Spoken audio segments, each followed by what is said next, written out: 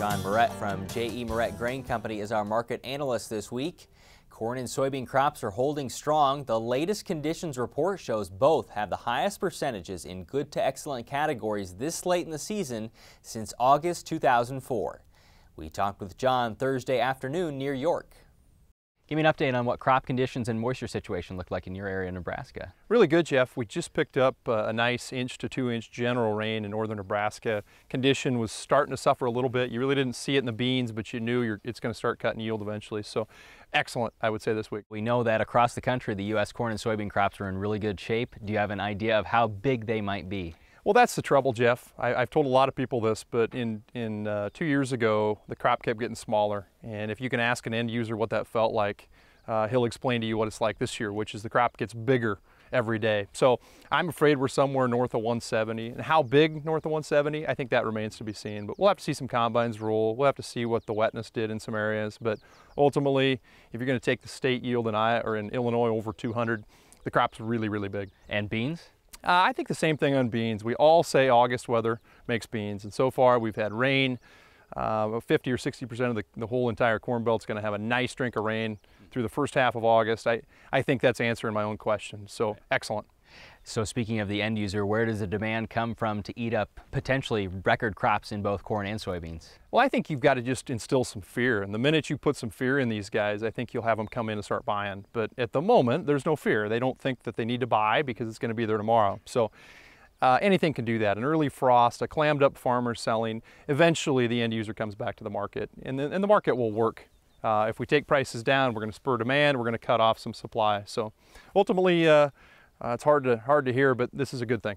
How aggressive should the farmer be trying to unload maybe what's left of the corn crop before he brings in the new one? I think the game's changed a little bit. Certainly beans you need to let go of. Corn, I think he can be a little bit more patient because there's carry in the market. And if we change enough acres next year, if we have something south of 90 million acres of corn, we can have a little bit of a 350 to 450 market out there. But soybeans, on the other hand, I think need to be sold anywhere north of $10.50 or $11. Long term, then, you're not nearly as bearish as some that are seeing low threes, maybe upper twos for a price of corn. I'm not. No, I'm not, because I think, again, people will react quicker. I think we'll see some herd expansion in the livestock to help gobble up some of this corn. Beans, however, Jeff, I am negative. I mean, I think people look to that. I think they look to small grains and they look to beans, and we're going to crush that market. Yeah, you did feel that we were going to hit single digits. Still think so? I still do. I still do. Beans compared to corn are still very overpriced, and that's not a new thought. Everybody still thinks that today, but I think that shoe's going to drop here in the next month. Let's talk about the export market. First, in corn, how strong has it been in corn? Corn's been a little disappointing in old crop.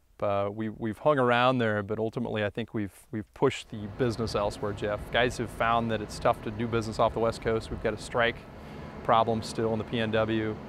The Gulf has certainly exported the capacity up to date, but I think it's been a little disappointing in my mind. And have soybeans gained a little help on new crop at least? They've been excellent.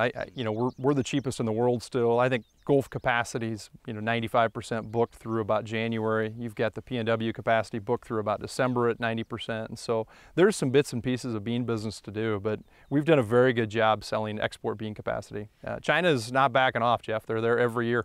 Earlier this week, we learned that Russia would ban ag imports from places like the U.S. Does that have any impact on corn or soybeans? Almost none, Jeff, almost none. Beans, I think they took about 16 or 17 million bushel last year from the U.S., and so it's a little drop in the bucket. Corn, they took none. In fact, you've probably reported that they're actually an exporter of corn. And so, no, absolutely nothing. And I think on the livestock side, they import a little bit of chicken, no pork and no beef. And so, no, it doesn't matter. Is there anything attractive when you look to 2015 or 2016 corn or soybeans? I like beans. I like beans. Beans today are 1080 or 1090 for Nov 2015. I think that needs sold. That should get you a $10 cash bean. I think there's some money there, Jeff.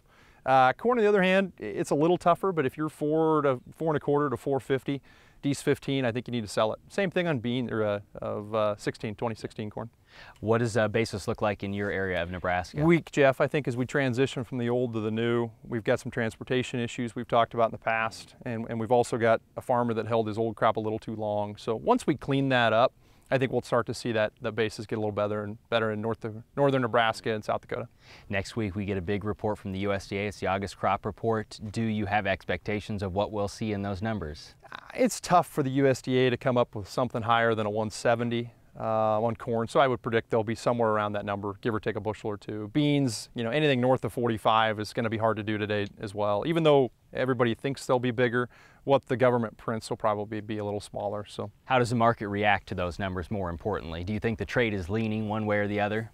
Yeah, the trade's leaning bearish. I think everybody expects big numbers. So the surprise will be that they print something smaller than that. And so I would not be shocked to see us a little weakish into the report and maybe rally a couple days after that. And again, don't get me wrong, that needs to be taken advantage of, not bought.